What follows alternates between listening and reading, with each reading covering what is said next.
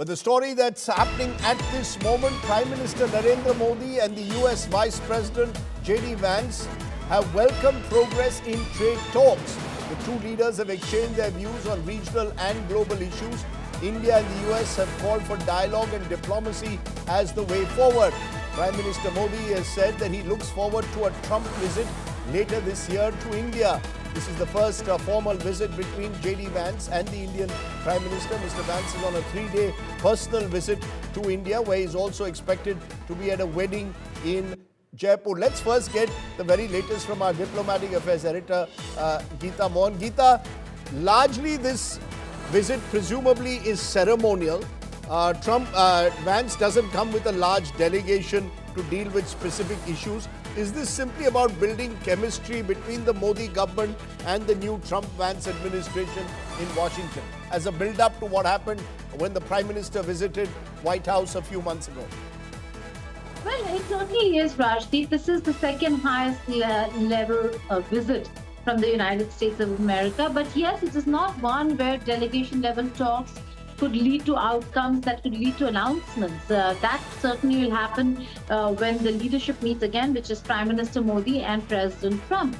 Meanwhile, both sides are working on a bilateral trade agreement, and that is the focus over here. For Vice President Vance, this is more of a private visit than an official one. But yes, the fact that the two sides reviewed progress. Modi-Vance did not come alone, Rajdeep. He's come with a delegation from Pentagon and State Department, because they did know that there is going to be a delegation level talk between the two sides. On the Indian side, we have National Security Advisor, our Indian Ambassador to the United States of America, Vinay Kwatra, Foreign Secretary, Vikram Misri, External Affairs Minister, Dr. Jaishankar, all of them were there. And so he came with officials too, to ensure that there is a proper conversation on specific areas when they're reviewing bilateral ties. What's important over here is Prime Minister Narendra Modi's message to Vice President Modi-Vance when he conveyed his greetings to President Donald Trump, and said he looks forward to meeting the US President later this year. So in all probability, what we are expecting is Trump attending the Quad Summit that India is to host this year.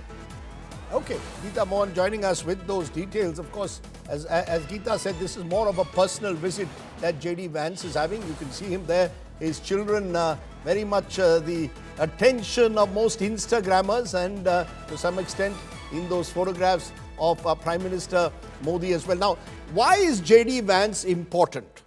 In many ways, the Vice President of the United States is firmly number 2. Donald Trump's presidency is such that he seems to overshadow all else. But Modi-Vance does matter. He is the one who often becomes the face of some of the tough decisions that the Donald Trump government is taking. He often talks tough to foreign governments, whether it's been in Europe or whether it's been to the Ukrainian President Zelensky. And that often has caused discomfort to counterparts. This visit to India is also important because it comes in the middle of trade talks that are at an advanced stage. The key question, of course, is, does India trust the Trump-Vance brand of diplomacy? Take a look.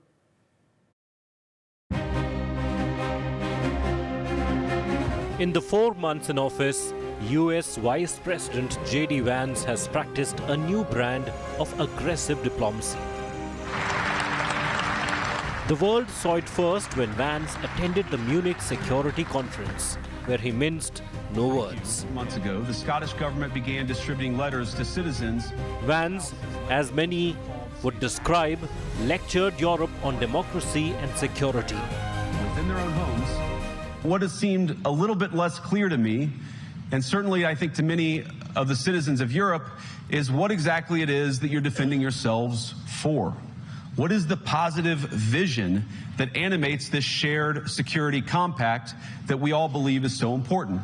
I think it's disrespectful for you to come. Vance again hit headlines when he pulled up Ukrainian President Volodymyr Zelensky at the White House in the presence of President Trump. The summit ended without any talks, and Zelensky was asked to leave the White House.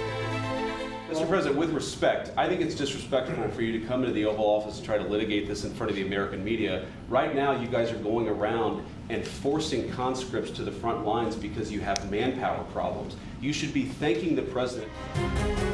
Vance's India tour, in comparison, is a low-key affair with both countries already in an advanced stage of trade talks. The US Vice President is on a personal visit to India with minimum official engagement. He is accompanied by wife Usha Vance, sons Ivan and Vivek, and daughter Mirabel. The visit sets the stage for future talks, especially in the strategic sphere. Bureau Report, India Today. So is the Trump-Vance Jodi good for India? Can India trust Trump and Vance to deliver? Is Trump's diplomacy driven, or the Trump-Vance brand of diplomacy driven by optics more than substance? Joined by two special guests, Vivek Kaju, former Secretary, Ministry of External Affairs, and another senior diplomat, K.C. Singh, joining us. I appreciate both of you joining us. I wanted to get you to share your wisdom on how India should look at this entire Trump-Vance brand of diplomacy. Why don't you go first, Mr. Kaju? How do you see the manner in which Trump and Vance do their diplomacy? Is it much more about personal chemistry? Look, there is no Jodi. There never has been a Jodi between a president and the vice president in the United States. The vice president does jobs that the president entrusts him or involves himself in areas that the president allows him. So let's be clear that it's a Trump administration. Vance does Trump's bidding. That has always been so in the United States. Second, Vance does Trump's, if I may use the word, occasionally his dirty work, in the sense that if there's an aggressive message, Trump leaves it to Vance to deliver it, and Vance does it with great happiness, because Vance appeals to the same constituency and wants to build the same constituency as Trump does. Now, third, as far as this visit is concerned, you have correctly characterized it as a personal visit. And normally when such personal visits take place, and I'm sure my senior colleague Casey will bear me out, you do have an add-on with a meeting between the Prime Minister and the visiting dignitary, if he is an important visiting dignitary, such as the Vice President of the United States necessarily is. There is the added element of the fact that there is his good lady who happens to be of Indian origin. So I found it curious when the official statement or official announcement of the Ministry of External Affairs said that this was an official visit. There was certain official ceremonial that was done, but it is not an official visit. You are absolutely right in saying it's a personal visit. My last point, I do not expect that this visit would in any way contribute to the tough negotiations that are going on between India and the United States on tariffs. If anything, Vance will deliver a message that India should abide by what the President of the United States wants. Okay, let me bring in K.C. Singh to take your last point forward that Mr. Kaju just made Mr. Singh, that America is going to be tough on trade negotiations. And the next 6 months of the Indo-US relationship will be determined by how successful those trade negotiations are. Forget all the optics. It's nice to pull the cheeks of the children of Mr. Vance. At the end of the day, your success or failure is not going to be judged by these optics, but by how successful you are in culminating a trade deal. Is that fair is that a fair statement to make? That's absolutely correct. And it's not 6 months. Actually, it's 90 days, and I think about 15 days are already over. So you just have about a little over 2 months left, in which by then Trump will again revisit that, whether he wants to extend the duties further or he wants to then pick on some people. It is correct, as Mr. Kaju said, totally correct, that vice presidents generally are not given too much leeway. Sometimes they are. Bush Sr. was given a lot of leeway by Reagan, but mostly they are in the shadow of the president. And in case of Trump, that even more so. You were showing the footage of the meeting with Zelensky in White House. Yes. The distinct impression was that actually Vance jumped in and exacerbated it. It was But was almost that as if, deliberate? You see, the belief yeah, is I that that think, was also deliberate, that Vance was used to, in a way, corner I don't know. Zelensky. I don't know whether he was used or he wanted at that stage, he had not got much attention. And he knew that this is the direction in which Trump is going. If you see, Trump is also a bit surprised. Otherwise, till then, Trump was talking in largely normal way for about 15 minutes with Right. Zelensky, but this exacerbated it and started the whole thing. So he's very smart. He jumps in and he's trying to be useful to Trump. And we shouldn't assume that everything he does because Trump has asked him. Also, we will know what he says because, look, he's not spoken in Delhi. There's no public lecture in Delhi. The only public lecture he gives is in Jaipur at the International Center. We'll see what he says.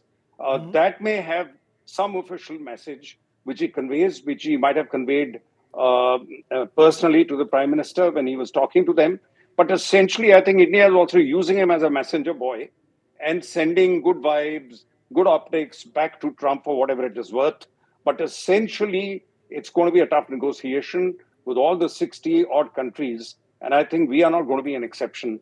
So let's see where that goes. But do those optics, Vivek Karju, make a difference? Do optics make a difference when you are in the midst of these tough trade negotiations? The fact that India is among the few countries with which the Trump-Vance leadership, at least at the moment, seems to have developed a decent chemistry, does that make a difference?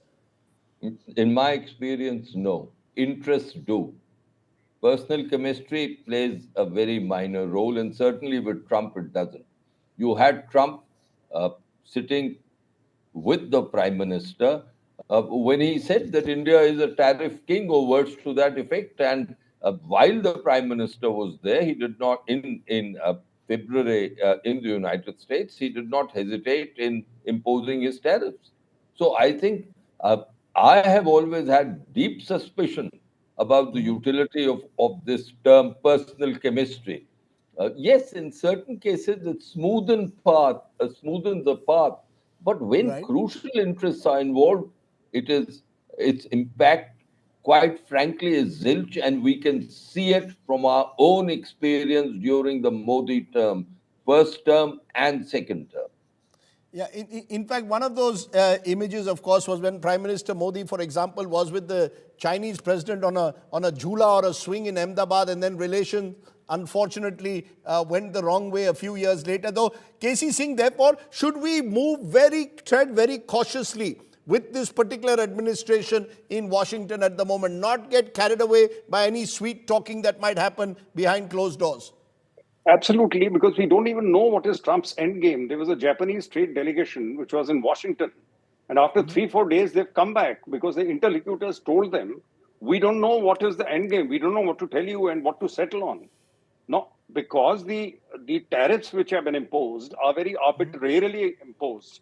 They have nothing to do with actual trade complexities of trade and so on and so forth. And saying, okay, for instance, gems and jewelry are the largest component of our exports. But America doesn't export any large export of gems and jewelry. So how do you impose duties on that? But Trump doesn't understand that. Trump says it has to be a blanket thing, and therefore it is going to be very difficult to negotiate a trade deal because trade deals are based on matching interests, balancing interests, seeing, okay, you accommodate me here, I'll accommodate you there. So Right. far, Trump has not shown any propensity to go into details or to show this kind of flexibility, although his growing popularity at home, that may. And one good thing is that is the only positive signal which has come out that he has not sided with Israel to attack Iran, because there was a division amongst the advisors. For the first time, we saw that the advisors around Trump had two different approaches, and therefore he stepped back, which means as his popularity drops,